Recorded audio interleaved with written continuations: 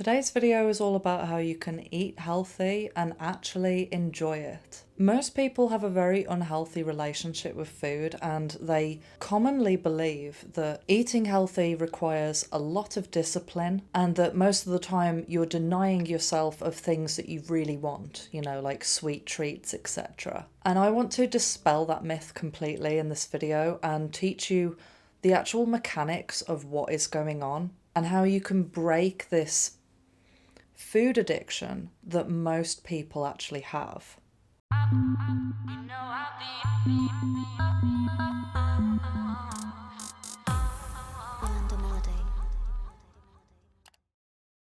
Most people are stuck in a constant cycle in their mind of, do I prioritize my health and my body by eating good food, or do I just give in to this craving that I constantly have and just eat the foods that I want to eat? What most people don't understand is that with all processed food, it has been specifically designed not to give you nutrition, but to make you want more. It is actually quite sinister when you look at the reality of what the food industry has become. You go into the supermarket and there's maybe 1 or 2 aisles with actual real food, and the rest is just chemical concoctions of flavors that inevitably create food addictions. One thing that people need to understand is that the sole purpose of these foods being created is to make it so that you buy them compulsively and eat them compulsively as much as physically possible. The entire goal is profit, and your health is not even taken into consideration. And if you're a deep conspiracy theorist like me, you'll know that your health is kind of being taken into consideration, but not in a good way.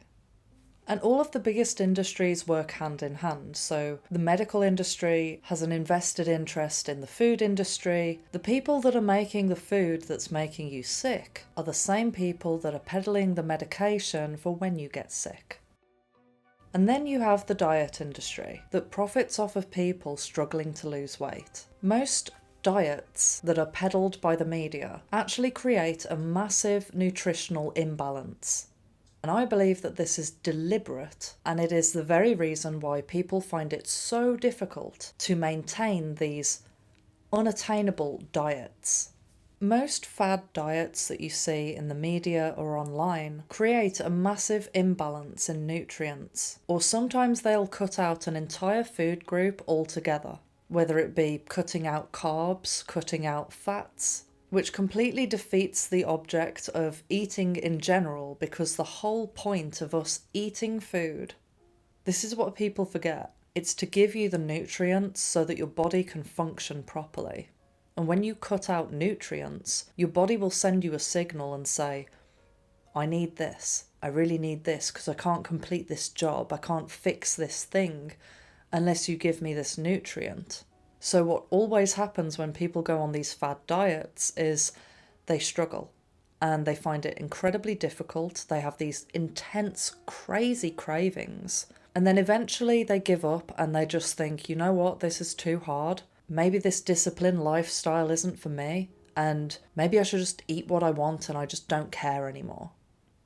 And I think that this has been done by design, because it's giving people the impression that eating healthy is not attainable. Simultaneously, they say that having the body that you want is not attainable. It's not realistic, and that in order to obtain it, you have to deprive yourself. And that is so wrong. I'm speaking from a place where I have the cleanest diet. I rarely ever have something that I deem as an unhealthy food. I don't experience cravings. And for me, this is a lifestyle that is completely and utterly obtainable. But I want you to know that it wasn't always like that. I've been through this whole fad diet thing, even to the point where I had an eating disorder. And I've also had to overcome food addiction, where when I was much younger, I would only eat highly processed, really, really crap food, really, or I just wouldn't eat. What had happened is that my taste buds had got so used to only consuming this highly stimulating foods if you want to call it that healthy food just wasn't appealing to me. And that's what I believe most people are suffering with. So when you're deficient in a certain nutrient, your body will send you a craving signal. Now, for a lot of people, if they aren't used to eating healthy and the only thing that they eat is processed food, they will crave that processed food because it's probably got the tiniest hint of that nutrient in it. I'll give you some practical examples. So if you're craving magnesium, for example, which most people are deficient in, you might find that you crave chocolate. If you're craving sodium, aka salt, you might be craving pizza. Or if you get to the point where you're starving hungry, so say you've gone too far past that hunger point, to the point where you're ravenous, your brain will try and think of the highest calorific food that you could possibly think of because you've depleted yourself in all of those nutrients.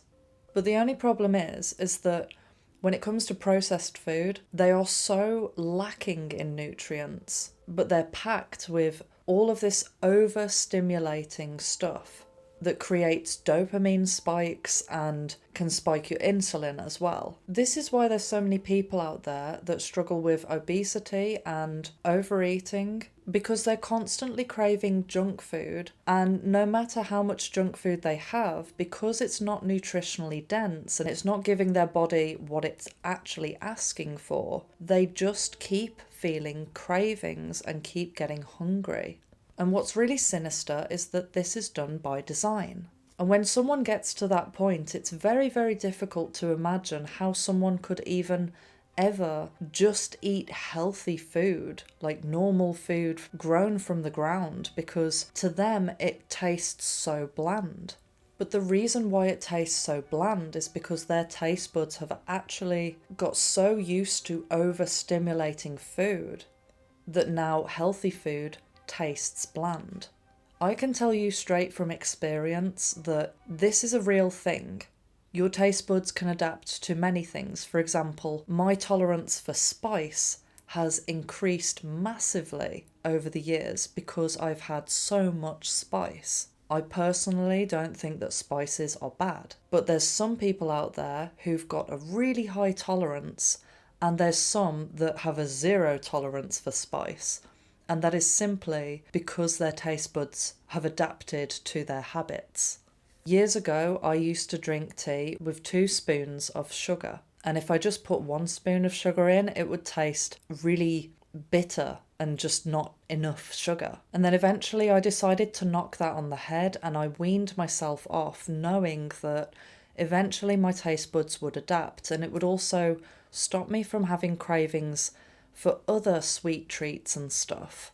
I don't want to call them treats because they're not actually treats. To me, I look at processed food as an extra toxicity that your body is just having to process and eliminate with no real benefit. Eventually what I did was I replaced the sugar with a spoon of honey. And I know so many people are gonna say, I've seen this before, right? That honey is still sugar, it still has the same effects as sugar.